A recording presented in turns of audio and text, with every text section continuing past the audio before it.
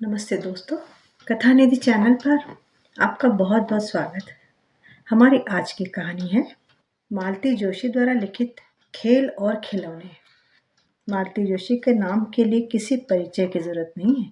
मालती जोशी का लेखन नारी मन की उन संवेदनाओं से लबालब भरा रहता है जो परिवार और समाज के सरोकारों से जुड़ी रहती है। उनका कथा विन्यास इतना मार्मिक होता है कि भीतर तक उतरकर मानव मन के मर्म की गहराइयों को छू लेता है।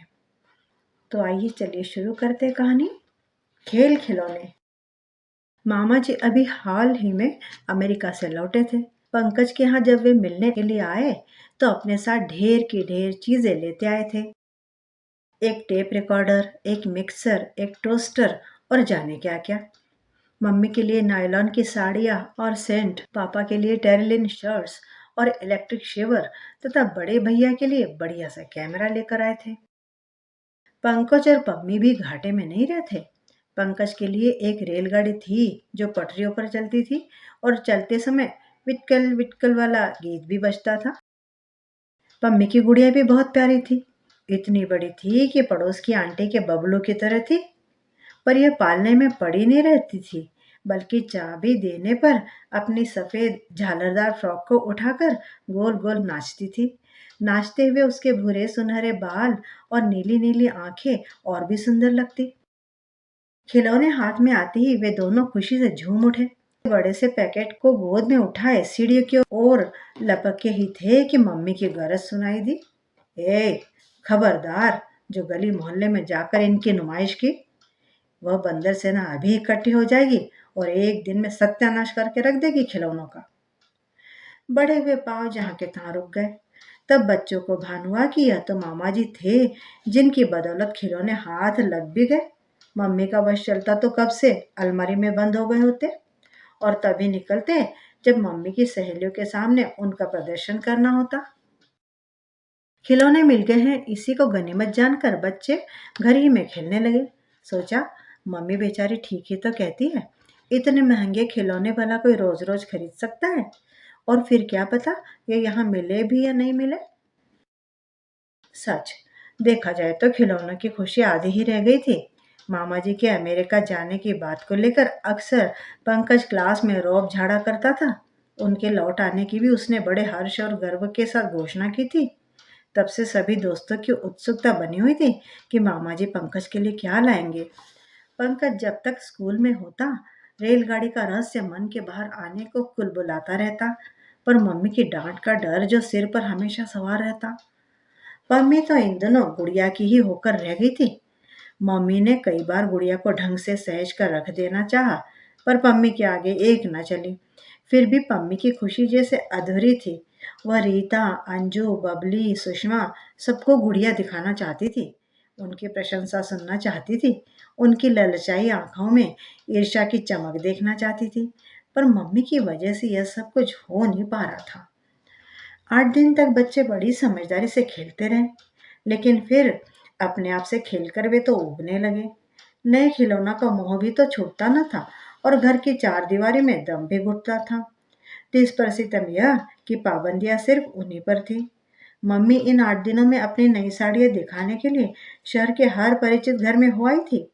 बाहर जाते हुए सेंट इतना लगाती थी कि किसी बगीचे की तरह ही महक उठती थी।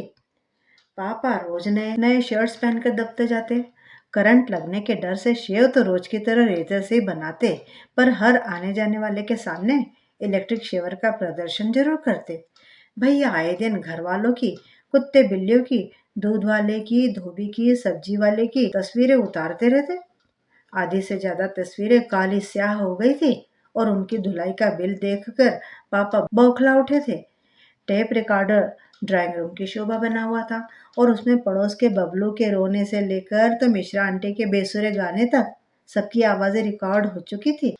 अपनी आवाज रिकॉर्ड करवाने के लिए आने वाले मेहमानों की संख्या इतनी बढ़ गई थी कि नाश्ते का खर्च दुगना हो गया था।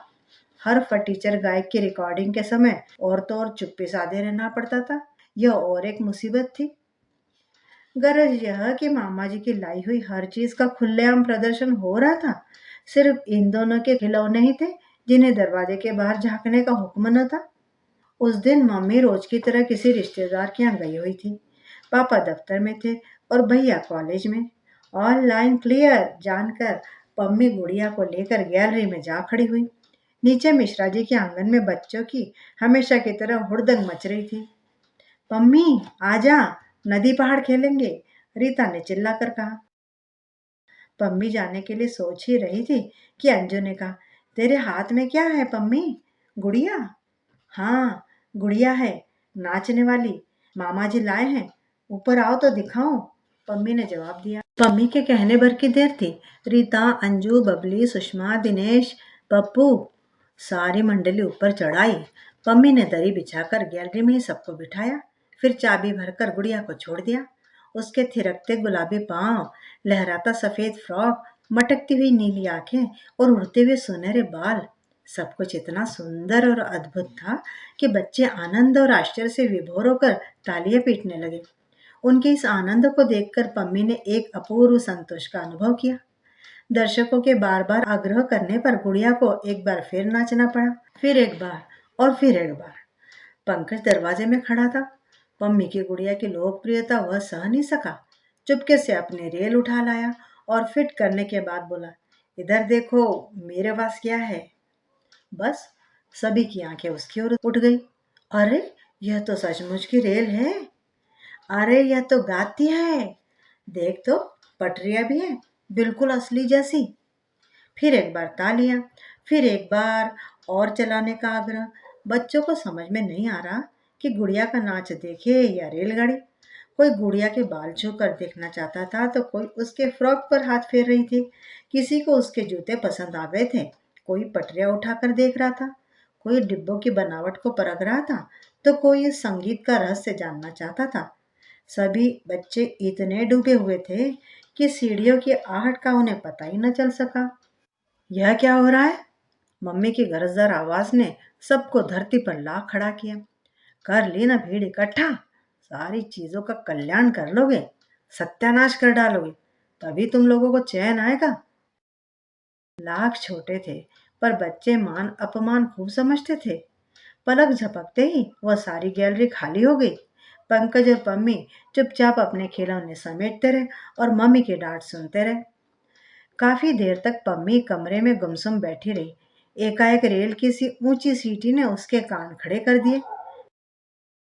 गैलरी में आकर देखा, मिश्रा जी के आंगन में लोहे के बड़े से पलंग पर सब चढ़े हुए हैं। उमेश ड्राइवर बनकर सीटी मार रहा है। पप्पू गार्ड बना हुआ चिंदी की झंडियों को दोनों हाथों से हिला रहा था। रीता, अंजू, बबली सब की सब पैसेंजर बनी हुई थी। रेलगाड़ी का नशा शायद बच्चों के दिमाग पर अब भी सवार था। पम्मी का मन नीचे जाने के लिए ललचा उठा, पर उसके पैर वहीं जमकर रह गए। क्या वे लोग खिलाएंगे उसे भी? पम्मी रेल में चलेगी? नीचे से अंजू ने आवाज दी। पम्मी समझ गई कि उसे माफ कर दिया गया है। वो दौड़कर नीचे पहुंची। ड्राइवर साहब गाड़ी रोको, एक सवारी लेनी है, लड़कियां चिल्लाई और पप्पू की झंडियां हिलाते ही उमेश ने अपनी छुक छुक छुक छुक बंद कर दी। कहाँ जाएंगी बहन जी? ड्राइवर ने पूछा। मुंबई। अखबार के एक टुकड़े को उसके हाथ में देकर ड्राइवर ने दोबारा सीटी बजा दी और पम्मी के बैठते ही गाड़ी चलनी शुरू हो गई। रीता ने उसके लिए अपने पास जगह बना ली। बबली साड़ी में लिपटी अपनी गुड़िया की ओर देखकर बोली, खिड़की मत खोलना बहन, इसे कल से बुखार है। पम्मी को उस गुड़िया पर प्यार हुआ और उसने उसे अपनी गोद में लिटा लिया। उसे मुन्नी की याद हो आई, जिसे नई वाली गुड़िया के आने के बाद से उसने कहीं पटक रखा था। पंकज जो इतनी देर से गैलरी में खड़ा तमाशा देख रहा था, लोटा गिलास लेकर नीचे पहुंच गया। अगले स्टेशन पर गाड़ी रुकते ही उसने चाय गरियम की आवाज लगाकर थके हुए मुसाफिरों को पानी पिलाया। उसकी जोरदार बिक्री हुई। इसी तरह 5-5 मिनट से स्टेशन आ रहे थे। भोपाल से बंबई जाते हुए रास्ते में हर वह गांव पड़ रहा था जो बच्चों को याद था। कभी दिल्ली, कभी बरेली, कभी नागपुर, कभी इंदौर, लेकिन किसी भी स्टेशन पर कोई उतरना नहीं चाह रहा था। सब धड़धड़ाती हुई ट्रेन के साथ मुंबई ही जाना चाहते थे। नीचे आंगन में बच्चों के खेल जोरों पर थे। ऊपर कांच की अलमारी में बंद गाने वाली रेल और नाचने वाली गुड़िया उस खेल को हसरत से देख रहे थे। तो मित्रों, उम्मीद करती हूँ कि आपको ये कहानी बड़ी पसंद आई होगी। कमेंट करके बताइएगा ज़रूर। और चैनल पे नए हैं तो चैनल को सब्सक्राइब भी ज़रूर कर लीजिएगा। मिलती हूँ दोबारा बढ़िया सी कहानी के साथ। तब तक विदा।